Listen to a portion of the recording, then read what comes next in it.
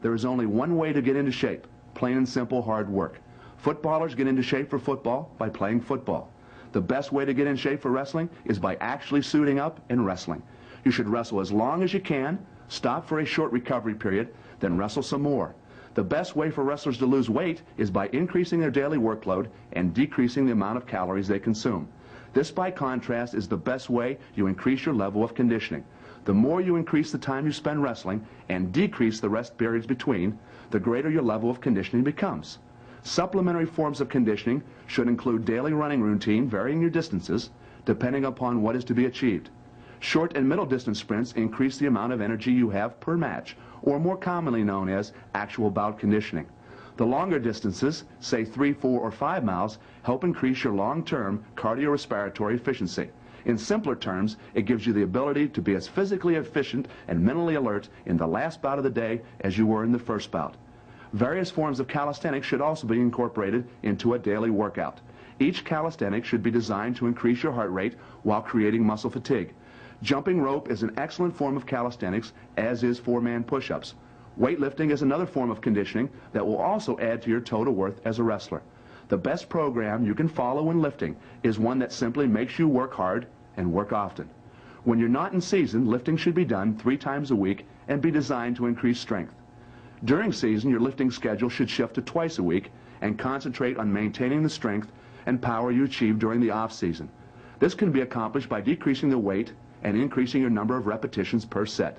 The more strength you develop, the more it contributes to your overall level of confidence and proportionally improves your technique. But remember, no matter what you're doing to improve yourself as a wrestler, quality is always better than quantity. It is much better to wrestle with intensity for an hour than to wrestle for 2 hours without it. Combine technical skills with physical conditioning and you have an unbeatable combination. In this tape, I will provide you with the essential technique necessary to improve your pinning ability and make you the winner you know you can be. Spend time watching each move, analyze each position, and study all the individual components that make this technique the best in the field today. Let's now go to the wrestling room.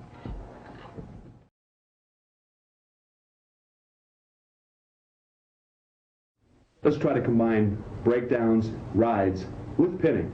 Here we have a situation we call a ride. We go from the right side. If I'm riding opposite side, what I want to do is control my man's left arm and drive him at 11 o'clock. If I was riding conventional side, off to the left, I would drive him at 1. But now opposite side, from referee's position, hand on the elbow. From the start, the hand that's on the elbow comes under, across. I want to control his far elbow, left elbow, little finger on the elbow. From here, hand comes out from around the waist, goes in between his legs, and down to the near knee. I want to come to the front of the near knee. From here, I'm pulling his front left support out, the left leg of the table, and I want to drive him at 11, not 9 o'clock. If I drove at 9, his left leg would be able to stop me. He'll post his left leg out there and stop being able to drive that direction. But he has no post nor support base at 11 o'clock. When I pick that knee up, even if he has the foot out at 9, doesn't do any good. Pull down, pick up on this, and roll him over. My left hand went out as a post to stop him from continuing on rolling through. Had he rolled on through to here, we go back to the beginning of the tape. We're in a situation we want to control the bottom arm. This case, his right arm is down. We go under at the elbow, pick that bottom elbow up. As we do, that top shoulder will go down. Okay? If he would go the other direction, the bottom arm becomes his left. Pick it up and on over. Now, once we drove it over, starting again from the referee's position, let's slip that into a half Nelson, what we've been talking about. Referee's position, far elbow, into the knee, pick, down to a shoulder. As we do that, he turns to us to fight. We come over top with our regular half, sinking the arm in deep. That allows you to be able to reach around and get the chin. If you're unable to grab the chin, 9 times out of 10, it's because your shoulder is not deep enough. You haven't put your arm in. You're out of the distance. You can't reach his chin. Sink your shoulder in deep first before you go to the half. In deep first, wrap around, secure the chin. Twist, pick, create discomfort, then continue the fall on down to his shoulders, placing my right leg in front of his head to keep him scooting out of bounds, and finish. Once again in slow motion, look how low I have my right shoulder. That gives me extra reach with my right hand to secure his left elbow. I drive him at 11 o'clock, secure the chin, and form a right angle with my body. This creates limbs on his tree. Discomfort, the fall.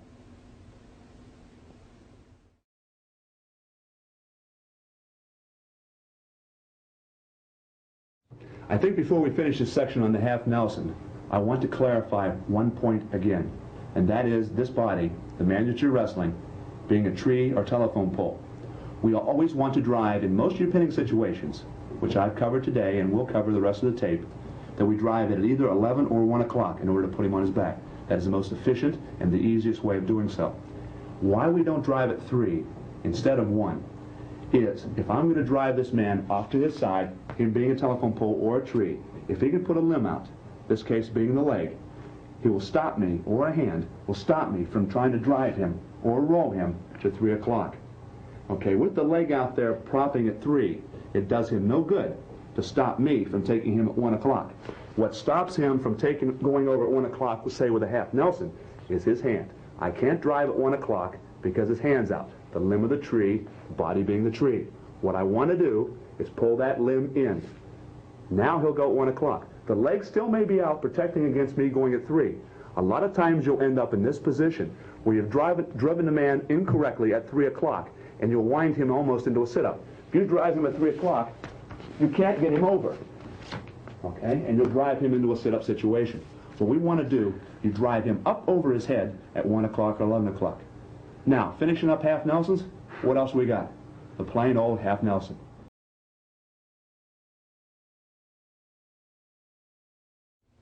From her feet, an opportunity arises every now and then to put a guy on his back with a half Nelson pin. This is called a front chancery. It's done after an individual has shot on you and had an opportunity to sprawl. He shoots, sprawl. Again, we want to stop him by sprawling, underhooking his arms. From the underhook situation, our right hand comes down to the chin. When it hits the chin, the other arm stays underneath. If we were over top, we have the severance situation we've talked about already. If we'd like to stay under that, we want to bring our arm at the elbow joint, pick my arm up, put it across his back. Hand comes up, across his back, forearm, spinal column forming an X. From here, I want to create a right angle. We talked about pinning. Right angle, chest on chest. In order to take him over, I must get to a right angle. I move my body out to the side from here, and now I'm driving in a direction again. If his head is pointing at 12, as we said, I will be driving him at 1, not at 9 o'clock, off to his right. From here, turning him down to his side, I have the chin secured once more, twist the head, pick the head up, tighten it up right now. Most of your half Nelsons, you want to tighten it up when his head's in the air. You're cutting off his wind. You're slowing his breathing down. It makes it difficult. You're creating discomfort. And now he's starting to panic. He's more worried about where his next breath is coming from than where his shoulders are in relation to the mat. He's no longer going to fight. Create discomfort now. Make him want to quit now. He wants to get off the mat. Then slowly force his shoulders down to the mat, and the referee will call it, and we'll terminate the bout. Let's analyze this in slow motion. You can derive more power and speed from this hold if you remain on your feet and stay off your knees. On over, form a right angle with your body and make him carry your weight. Once he's near to the fall, tighten it up, create legal discomfort, decreasing his will to win, chest pressure forward, the fall.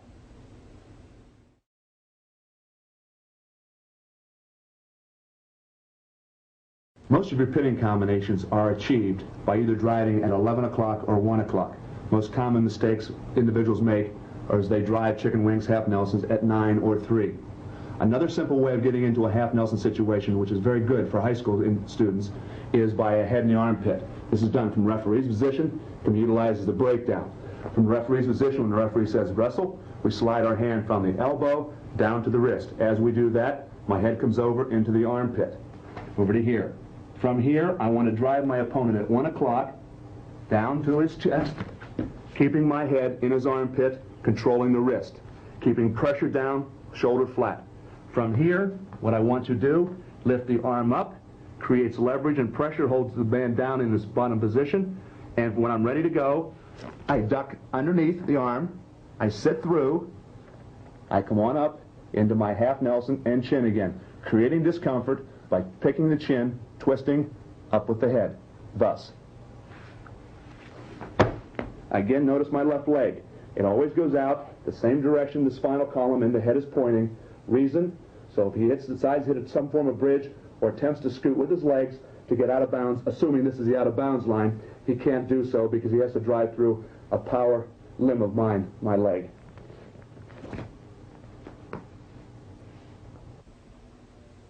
Let's look at this in slow motion. Drive your man at 12 o'clock and make him carry your weight. Duck the arm, secure the chin,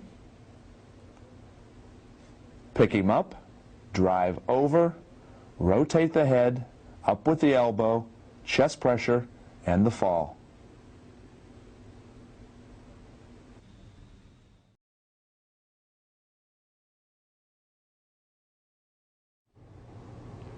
Many times you have an opportunity to flatten a man out and go into a chicken wing or turkey bar series.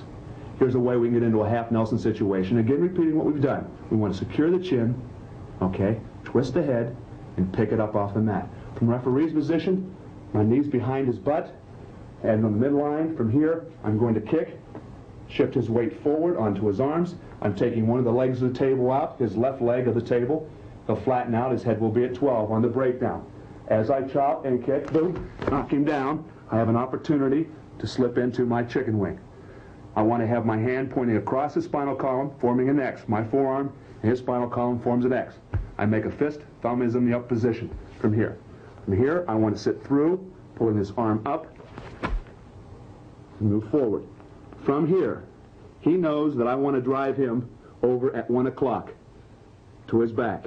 He will put a limb of a tree, his body being the tree, out to stop from rolling that direction. From here, we go underneath his arm, fingers do the walking, out away from his head. Why? What we're going to do now is go to a half Nelson. If I brought my hand straight in and started going to half, I'll get about halfway and he'll realize, uh-oh, here comes a half, and he'll either grab my fingers, stop me, or he'll just pull his elbow into his side and I won't be able to get to half. A way of tricking him, your hand goes out away like you're going for a one-on-one on the wrist, get your arm completely through, then come over on the half. You got the half Nelson, he didn't realize it, it's now too late. From here we come to the other side of the body, the side the half Nelson is on. Have the chicken wing across, keeping it legal, fist in the middle of the back. Jump across the side here, and now, back to the clock, we want to drive our opponent at 11 o'clock in this situation. Don't make a mistake and drive at 9 o'clock, as most individuals have a tendency to do. 11 o'clock or 1 o'clock, depending upon the side you're on. From here, we drive him up to his side using our legs. From here, I sink my body down, I slide down. As I do, I sink the half Nelson much deeper, so I'm able to reach around and, of course, again, get the chin. From here, I want to continue to drive. If the arm starts going up his back, potentially dangerous situation, you no longer need it. You can either release it and continue to drive with your half Nelson, or if it's still in a legal position, you can keep it. In this case, I will let go of it and continue to drive half Nelson on over to his back, twist the head, pick it up, place my foot in front of his head, stop him from sliding off the mat. We've created discomfort, and the shoulders will go down. Let's analyze this in slow motion. Chop. Notice my right leg is forward, which helps me control his left shoulder and arm.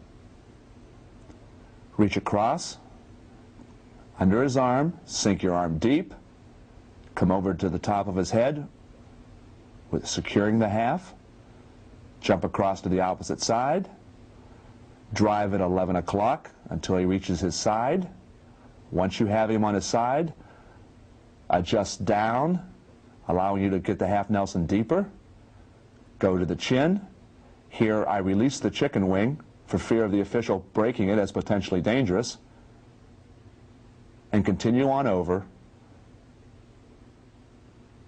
Create discomfort.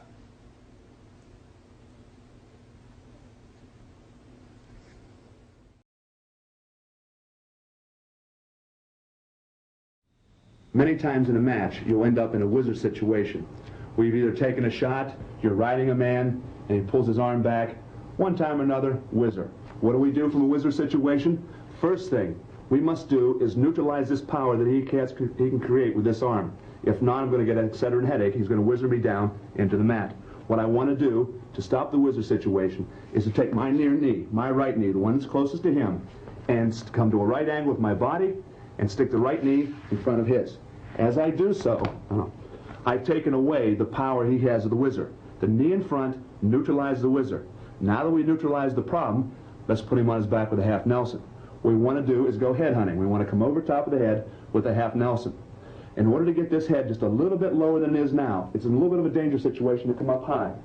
What we want to do is lower his head. We do that by pulling him in a circular motion toward my outside leg. As I pull him to here, his head will lower. When it does, we come over top, purchase the chin, take him on down, finish the same way we've talked about. I got the chin, rotate the head, pick it up, get my foot in front of the head, and the pin will be secured for you. Again, in slow motion, place your knee in front of his, force his head down by circling his body, secure the chin, weight forward, over and down, rotate, pick, chest pressure, the pin.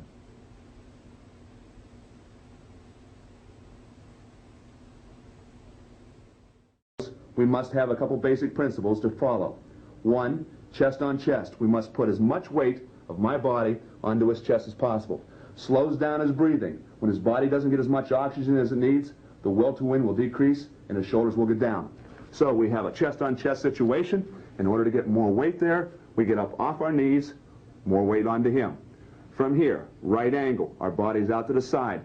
Next thing we want to do is legal pain, creating discomfort. In this situation, as an example with a half Nelson, we have his chin.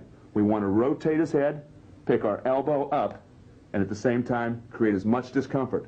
When his will to win decreases, the shoulder blades will go down.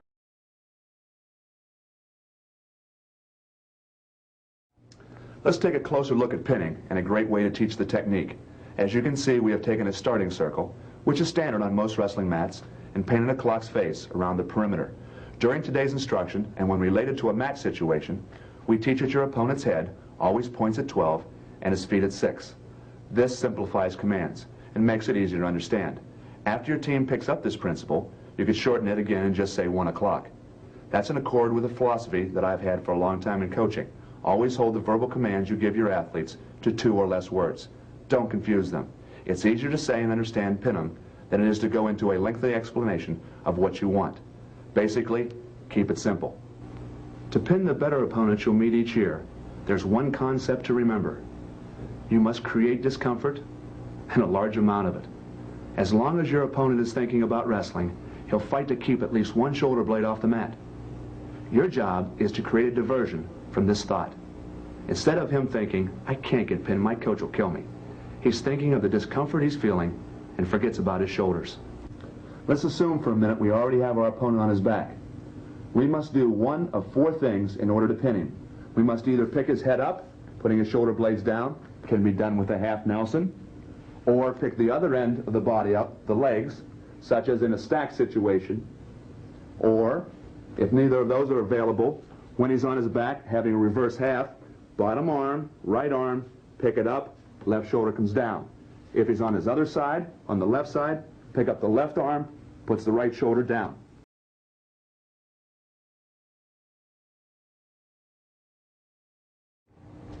From referee's position, we want to take the hand that's on the elbow, go underneath the arm. I'm blocking the arm forward. At the same time, the right hand, the one that was on the navel, is making a fist, and I'm going in to either the crotch or somewhere on the inside of the thigh. Thusly, as I come up with the arm. From here, I want to go into the name of the move, a spiral ride. I'm going into a spiral situation. Circular motion, running, getting off my knees, making him carry my weight, slowing him down, creating a little more power for myself, being derived from my legs. Circling, knocking him down. Boom. Referee's position, bump and chop. Bump, bump. Bump, I've broken him down. Now from here, I'm again right angle, helps hold him down, keeps the referee off my back for Starling calls because I'm right at the right angle. I'm not riding parallel. I'm under the near arm. Again, the same thing we did on that half Nelson we want to do here. Let our fingers do the walking. Get our arm underneath his arm before we go to half Nelson so he doesn't know it's coming until it's already on. From here, we go to the top of the head. Top of the head. Now, if he is to stop me from driving him to his right, he has two choices. Put a right arm out, that'll block limb of a tree. Or the right leg may come out, two limbs of the tree to keep him rolling that way. He doesn't want to roll, I want him to. The hand that was in the crotch keeps that leg back. Okay? Now, when I'm ready to go, I want to, assuming that his head is pointing at 12, although not so on this clock right now. Remember, the head always points at 12, feet at 6. From here, I want to come up, isolate one-on-one. Come to the inside, grabbing the wrist. I want to remove the limb of the tree. You guys have all been here. Pull the arm in. Once we've gotten rid of the limb, this tree now becomes a telephone pole and easy to roll. From here, I'm driving at 1 o'clock. 12 o'clock up over his head, 1 o'clock the shoulder. Youngsters starting out here, you have a tendency to want to drive at 3 o'clock, off at a right angle. Do not. Take him up at 1, right off the shoulder, between the shoulder and his head, in a 45-degree angle. Taking the limb in, one-on-one, pull it in, hand on the top of the head, drive him to a side. Once I'm here, what I should do in order to be able to grab that chin is adjust my weight down. From here, I slide down. It's just like when a guy shoots a double leg on you and you're sprawling from here. I sprawl down, my left hand, my half Nelson hand goes in deep. Sprawl. It's now in deep. I'm in elbow deep on his head. This hand now comes around, secures the chin. I pick, twist, and right here I hold him just for a second, creating discomfort. His wind is slowing down. The blood flow to his brain is being severely decreased, not to a point of hurting him, just convincing him that his shoulders want to go down.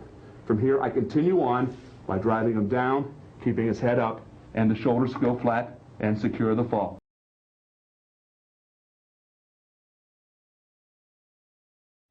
Before we go any further, I think it's conducive now to talk a little bit more about strategy and pinning and technique.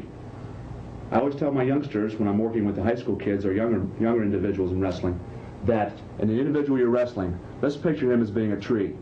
If I would take an axe and knock the tree down, chop at the base, the tree falls down. He's now laying on his belly, on the ground. We have limbs of the tree that are still there. His arms are pointing out, creating limbs out to the side.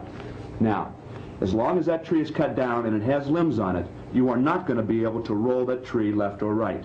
Your job, in order to take this tree and turn it into a telephone pole, is by chopping off all the limbs. Once you chop all the limbs off the tree, there's no more limbs going out, this pole will roll from side to side, and thus a way of getting a guy to his back.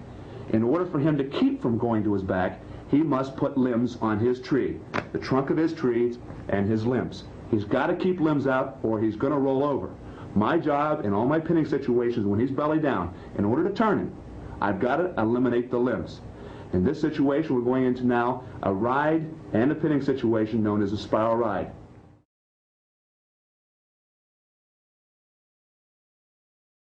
What I'd like to demonstrate right now is a move that we call the 7. It is a simple way of getting into a half Nelson, one I think you'll enjoy doing, and gets the job done. Let's assume that our opponent has taken a shot in a double leg where you, of course, sprawl. From the sprawl situation, which most of you end up in during the season, we have underhook one arm and we're over the other, or vice, we can come in any combination thereof.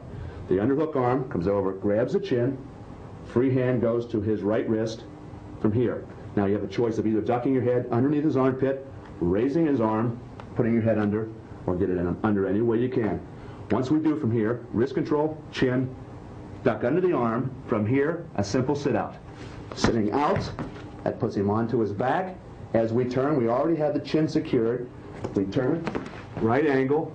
I have the chin now twisted and the head picked up. This creates the discomfort we were talking about that will want him to put his shoulders down. Now with chest-on-chest pressure, lean forward and down. Notice where my right leg is. It's pointing in the same direction as his head. That is designed, if this man would be in an opportunity, to use his legs to drive himself out of bounds, my right leg will stop him from going in that direction and keep him put and secure the fall. Let's look at this in slow motion. It's important here to notice that my buttocks never touches the mat and the back arching motion of my body during this move. I already have the chin secured. I now twist, pick, and chest pressure for the fall.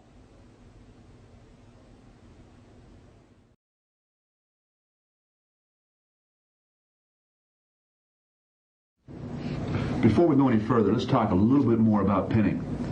The object of wrestling, whether it be a takedown, whether it be half Nelsons, cradles, reversals, escapes, is to master a few things. Don't be a jack of all trades. Get down one good setup for a takedown, maybe two setups, a nice single leg, double leg, high crotch. Same thing holds true when you're pinning a guy. If you ride all the time with a chop tight waist, get into a situation where we can pin a guy from the chop tight waist. We don't want to let go of the chop tight waist to go into bar arms or cradles. Do the things that you do naturally, that you like to do, and learn and build from those moves. If you like to ride ankles, when a guy reaches back, we can go into maybe say far cradle series from riding ankles. Pick up a few things, drill them, understand them, be comfortable in them. All right? Don't take this tape, say I'm going to learn Granby rolls, bar arms, half Nelsons, or legs, cradles. You don't have to. They all do the same thing. They pin your opponent. They put him on his back. Learn one thing, be a master. Don't be a jack of all trades. Now, from here, let's look at a way of flattening guy down the mat. If you like to ride with a chop tight waist, if you do that from the referee's position, here's something I think might work just for you.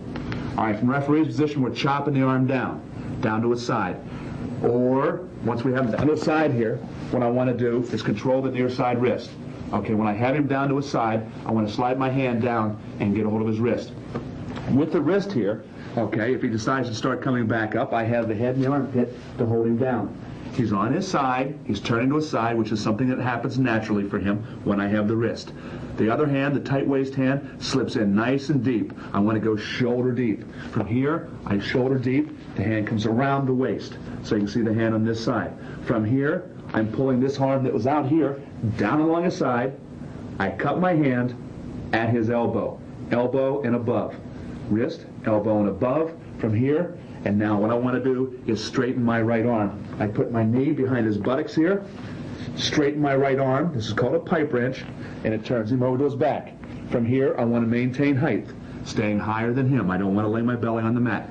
Back again, we can go from the referee's position, and we go to the head and the armpit right away to pulling the arm down. From referee's position, hand slides down to the wrist, head in the armpit, pulling it out. Since I'm pulling his left arm out, which way do I want to knock him down? His left arm is responsible to stop his body from falling in what direction? Correct, between 9 and 12. So I want to pull him up between 10 and 11 o'clock. Here, wrist, head and armpit, I pulled the arm up on the hip here, pulling him down to the side. From here, up in the air, carrying my weight on his arm, I go deep as I can on my tight waist, so my hand comes through so I can visually see it. From here, I pull the arm quickly, boom, down along his side. Over top at the elbow or above, knee at the butt, turn him over, and up on his back. Okay, a way of getting back points. In slow motion, let's analyze this. Let's get down to a chop. Head in the armpit, hand slides to the near wrist. We break him down at 11 o'clock. Once we do so, my right arm, the tight waist arm, goes in as deep as possible. I pull his arm back. My fingers go over top of his elbow, at his elbow, or above his elbow. My right knee secures his buttocks from sliding, and I jack him up to his shoulders.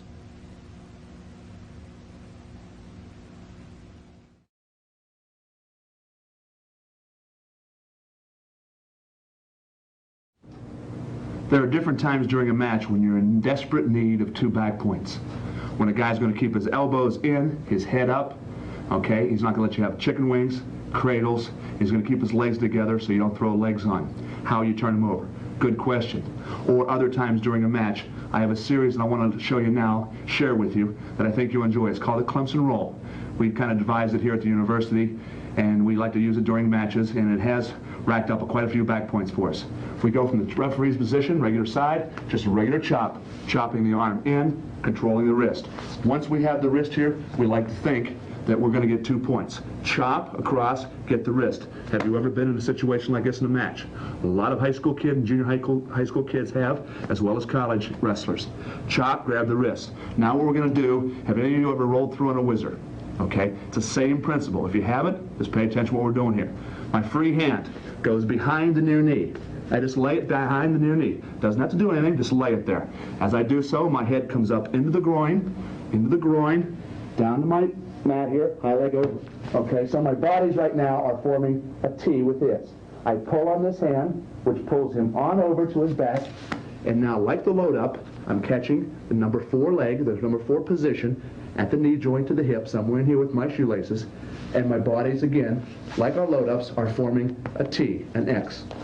Okay, from here, I reach over, I take a 2-on-1. All 5 fingers, I don't want to grab like a lobster, monkey hook, into the armpit, or under the elbow joint here, pull my elbow down, keeping the feet elevated. It's not a pinning combination where you're going to get a lot of falls, like the load-ups, but it's quite frustrating, and it'll hold the man here for the count of 5 and 3 back points. Okay, again in slow motion. Referee's position chop, secure the wrist, head in the groin, our body's forming a right angle now, pull him through.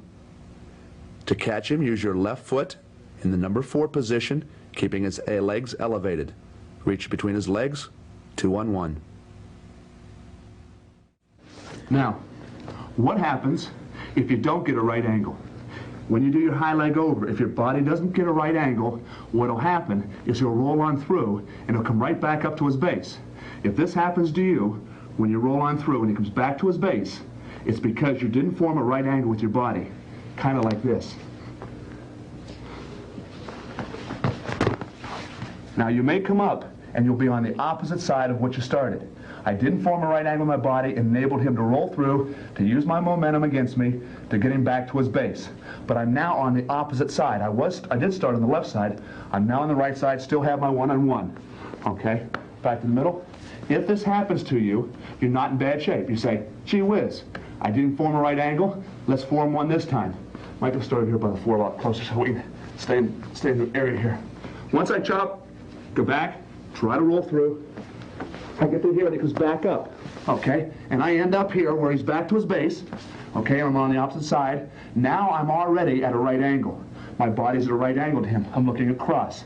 Spinal column this way, looking across. Now all I do is dive over top of him. Again, my head comes up into the groin area. I dive underneath here, and I pull him over. Now I've already formed my right angle. If the first one doesn't work, come right back up, dive on over. You'll end up in the finish. Clemson roll series again. Again, 2-on-1. At the elbow, all 5 fingers dip in, elbow down, keep the foot elevated. If he gets off his back, it's only because you let the leg down. You got lazy. Your left leg got lazy. If he gets back to his base here, you want to turn him back over. I'm not going to pull my arms at all. Just by elevating the leg, it turns him back to his back. All I have to do is elevate the leg to turn him back to his back. So, in our Clemson roll, we chop, purchase the wrist. When we have the wrist, go behind the near knee, head up into the groin. If you get your nose smashed when you're doing this, he lands on your face, it's because your face isn't up into his groin. You're not going into him. Right up inside, behind the near knee, form a right angle, roll him on through. I'm pulling on that chop arm. Now, if he rolls on through, and I didn't do a good job creating a right angle, the second time is guaranteed. I'm already at a right angle, I'm on the opposite side. Now let's look at what happens if I have him on his back, and I've got my 2 back points, and I want to hold him there for possibility of getting 3.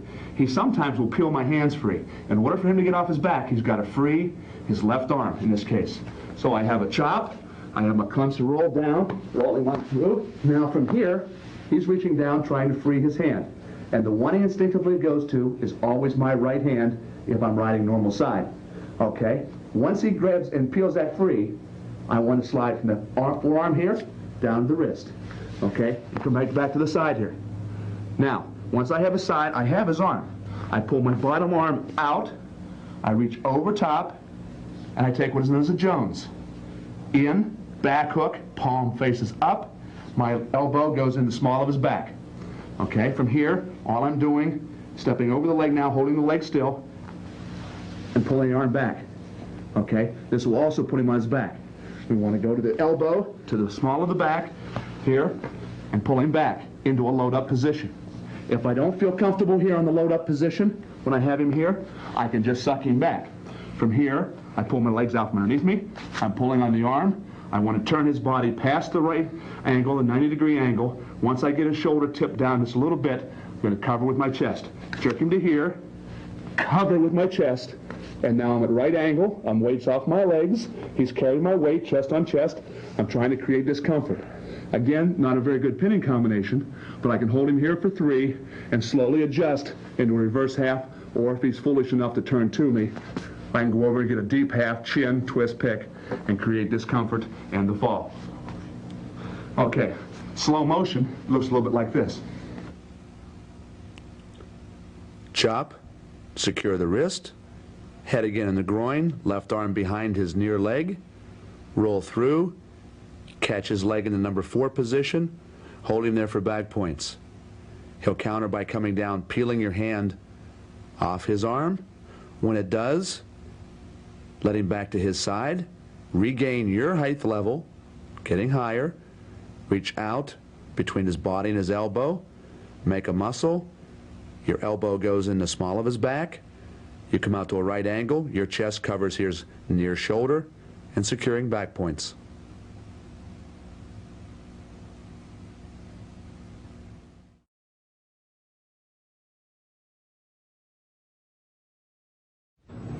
One of the last things I want to show you this afternoon is a front headlock, a way of putting a guy on his back when you're on your knees, when he either has shot on you and you've countered his single leg or double leg attack, or from the referee's position, say you're down by 3, 4, 5 points going into the last period, there's 20 seconds to go, you've had a minute and a half to turn him, and you haven't had success. What are you going to do? You're going to spend another 20 seconds trying to turn him when you haven't turned him for a minute and a half, or are you going to try something different? I'd go the different route. See a different way of putting him on his back. Go for the gusto. Do everything you can to put him on his back. Don't let up on any possibility. A different way of putting him on his back, a front headlock. He's not expecting that. He's looking to counter a half Nelson, a cradle, bar arms, legs slipping in here. A way of what we want to do now is slip out to the front and see if he'll bite for the hold. From referee's position, when we're wrestling, we'll try to turn him over frustration. We can spin right on out front. Once we spin on out front, what I want to do is I want his head to come up. In order for him to bring his head up, what we're going to do, for every action, opposite or equal reaction, I'm going to pop his head down. He's been told by his coach, keep your head up. If I push his head down, he's going to say, I want my head up. So we come out here, and of course you can see the position I'm in from countering a single or double leg attempt, same type of thing, or we can spin out from the referee's position, a different way of getting here. From here, on the arm, on the head, pop the head down. From here, as he brings his head up, all I want to do is get his forehead high enough so the tip of my shoulder is on his forehead. That's all I need. Now from here, what I want to do is drive straight into him using my legs. Both my legs are going to spring him right back onto his hips here in an upright position. Okay, what I want to do is pretend that my arm is a knife, and I want to cut alongside of his neck here with my arm. From here, I'm going to pull his head down as he brings his head up. I'm going to drive forward. My arm's going to straighten. I'm going to cut him alongside of his neck here. I'm turning my back to him here. I'm driving off my legs are extended. All right, now, one thing that's very hard for young athletes to do when they're learning the headlock is to keep this arm from wrapping around the head. They think a headlock, I must lock my hands around his head. Don't. Keep this arm straight. This arm straight. Pull on this arm. This is your headlock arm. This is what makes the headlock work. Pulling on this arm, keeping my right hand straight. Why I keep my arm straight? So I don't get re-rolled. How many times have you been here trying to pin him and get rolled on through and lose back points? We keep a limb on a tree. If I have my limb out there, he can't roll that way. Once the momentum has died down, then I can slip around his head, lock in on the leg, and go for the fall. Again, from referee's position here, pop the head down as he brings it up, pull, pull. This is the arm that takes him over. Straighten my arm, slide the whole way into my chest, in the side here, pulling on the arm, arms out as a brace, so you don't get re-rolled. You can settle here into the headlock or reverse half. If you're reverse half, pull the bottom shoulder elbow up to you. Get your weight off your knees, chest on chest. Another way of securing the fall. As I said earlier, we can do that when we're counting a single or double leg attack, sprawling, toss the head back up. All you have to do is get your tip of your shoulder underneath his forehead. Once it's there, you drive him forward, keeping your arms straight. And again, I can't emphasize enough, the key to taking him over in the front headlock, in my case, the way I did it, is my left hand. Pulling on his arm. The more you pull his arm forward, the more you extend him, get him out of a ball situation. When he's in the ball, he's in a power position. You extend him forward, lengthen him out, and he'll go on over. Pulling on the arm is the key to our headlock situation. So, a different way of getting into it, as I said, spinning from the referee's position out front. I think it's another way of putting a guy on his back that you haven't thought about. When you're desperate, when you need to turn a guy over, exhaust every possibility. Don't leave the mat a 2-to-1 loser. If you're going to lose 2-to-1, it might as well be 4-to-1 or 6-to-1. It makes no difference in the team scoring, but at least you went down swinging. The important thing is go down swinging. Use all the energy you have in your gas tank. Use all the knowledge and all the skill that you have that's left in your body during the 6-minute match. Make your opponent walk off the mat, if he's the winner, knowing that he was in a scrap.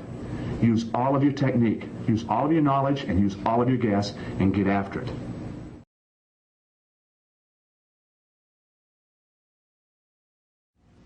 Now, another way of turning them over using the same thing, if you're not comfortable with that, is turning it to bar arms. You may have an offense that is centered around chicken wings or bar arms.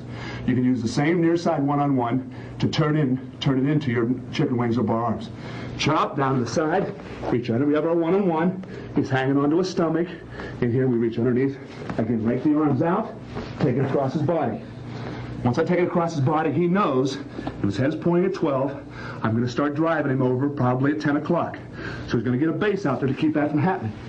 I reach back. I turn this into a chicken wing. Okay, as I do, I jump to the opposite side. I let my fingers do the walking out to a far side one-on-one, or so he thinks far side one-on-one, out to here. Reaching out here once my arm is elbow deep, then I come across to the head. I have my chicken wing, half Nelson, right angle. Again, which way should I drive? What am I controlling? Controlling his right arm. If his head was at 12 o'clock, it's now between 10 and 11. If it was pointing at 12, I'd want to drive up at 1 o'clock. If I drove over at 3, okay, his right arm, granted, is responsible for 3 o'clock, but so is his right leg. I won't be able to get him over. So I want to drive him up at 1 o'clock, up to a side. From here, sink my elbow deep. Again, half Nelson, elbow on the mat. Elbow on the mat. Hand slides around. Purchase the chin. Twist, pick, creating discomfort now. Then slowly pick the head up and take your time coming over. The chicken wing slipped off. Fine. It's not necessary for you to secure the fall. If you hang on to it, it may run up his back a little bit, and the referee get upset, okay, at a potentially dangerous situation and call it, okay, and let him off his back. So we want to twist, pick, head out in front of the head to keep him from scooting, and take your time. It's important to take your time. In slow motion, let's take another look at it.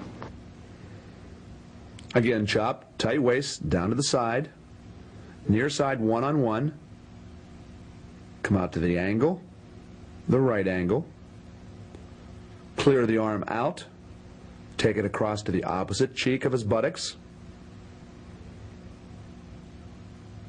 keeping the weight on his head and shoulders. As we go back, parallel, straddle his body, which allows us to slip in the chicken wing. As the wing comes in, I jump across to the opposite side. Notice my fingers do the walking. I slide my arm in as deep as it can go, then come up to the half Nelson, and only then. Drive him up at 1 o'clock. Drop down, important here, sink to my elbow. Boom, elbow to the mat. Reach back underneath. Secure the chin. Rotate the head 90 degrees to the side. Continue to drive him on over. Pick his head up off the mat.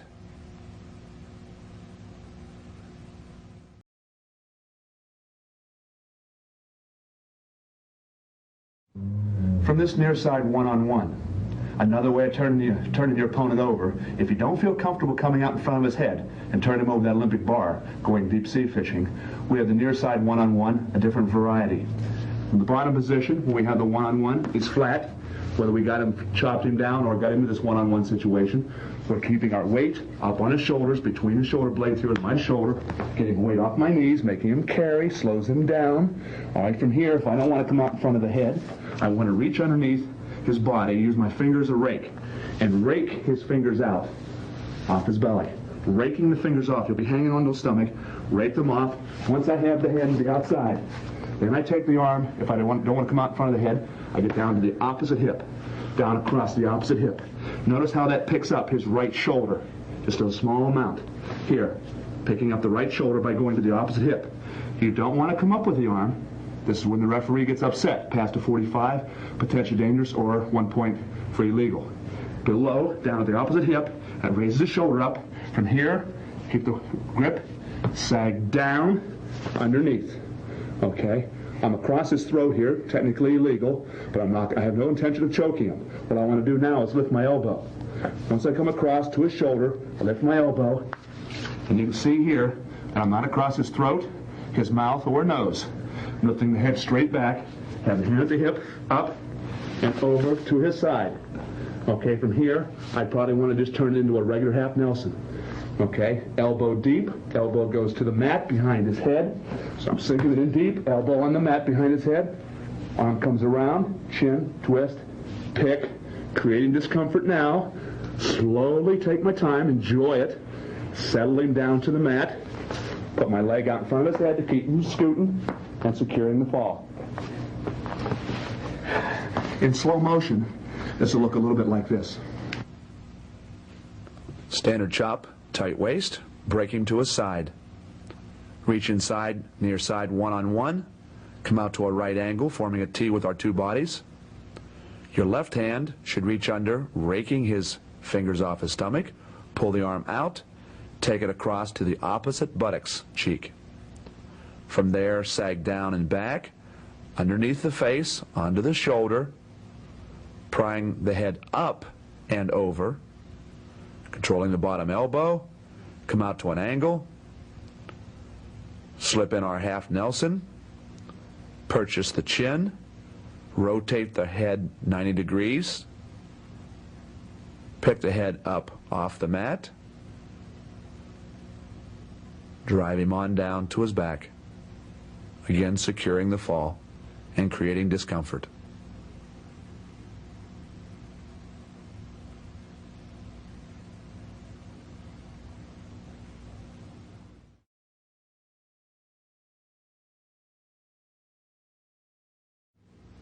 In a continuation of the one-on-one series, we have what is known as an Olympic bar. Here we'll start this time from the man on the flat position. We reach underneath the arm, we trap the wrist. Again, all 5 fingers come over top.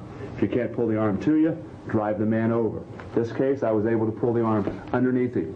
Once the arm's underneath, he realizes he's in trouble. He'll do anything possible to keep his hand underneath his body. As I said previously, reach underneath, hand forms a rake. You rake the fingers out. I come to a right angle, he's carrying my weight, I pull the arm out to the side. From here, I want to come up in front of the head. I want to turn him toward 10 o'clock or 11. I must turn his head so it points toward me. I do that by using my knee to come over top. I slide down past the side of his face, which makes him turn his head to the other side. From there, I come straight forward. I key in this point from this location. If you do not pull this arm directly to you, he will sit up. He will do a post-up, and you're in trouble. The most natural thing here is to take the man over at 9 o'clock, to take the arm at 9. No. Pull the arm directly at midnight, 12 o'clock. Pull it to you. Arm to you here, thread the needle through, my hand goes back to my ankle. High leg back. From here, we can either come underneath the head, take him on over, or, as the beginning of the tape so showed, reach in, chin, half Nelson, create discomfort. Twist, pick, discomfort now, then slowly lower him down. Pick the elbow up, leg in front of the head. Again, in slow motion, it'll look like this. I want to reach out, secure his right arm, pull it back underneath his body. I'm working my way out to an angle, and then in front of him, post his head, keeping the weight over his shoulders. I do this by pulling his arm, most importantly, at 12 o'clock, straight toward my chest.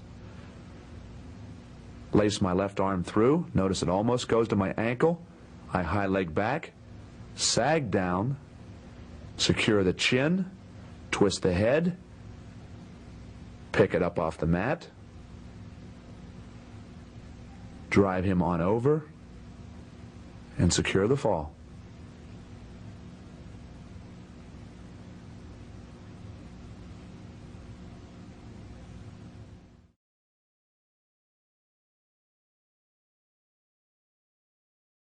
Let's try to combine breakdowns, rides, with pinning. Here we have a situation we call a ride. We go from the right side. If I'm riding opposite side, what I want to do is control my man's left arm and drive him at 11 o'clock. If I was riding conventional side, off to the left, I would drive him at 1. But now opposite side, from referee's position, hand on the elbow. From the start, the hand that's on the elbow comes under, across. I want to control his far elbow, left elbow, little finger on the elbow. From here, hand comes out from around the waist, goes in between his legs, and down to the near knee. I want to come to the front of the near knee. From here, I'm pulling his front left support out, the left leg of the table, and I want to drive him at 11, not 9 o'clock. If I drove at 9, his left leg would be able to stop me. He'll post his left leg out there and stop being able to drive that direction. But he has no post nor support base at 11 o'clock. When I pick that knee up, even if he has the foot out at 9, doesn't do any good. Pull down, pick up on this, and roll him over. My left hand went out as a post to stop him from continuing on rolling through. Had he rolled on through to here, we go back to the beginning of the tape. We're in a situation we want to control the bottom arm. This case, his right arm is down. We go under at the elbow, pick that bottom elbow up. As we do, that top shoulder will go down. Okay? If he would go the other direction, the bottom arm becomes his left. Pick it up and on over. Now, once we drove it over, starting again from the referee's position, let's slip that into a half Nelson, what we've been talking about. Referee's position, far elbow, into the knee, pick, down to a shoulder. As we do that, he turns to us to fight. We come over top with our regular half, sinking the arm in deep. That allows you to be able to reach around and get the chin.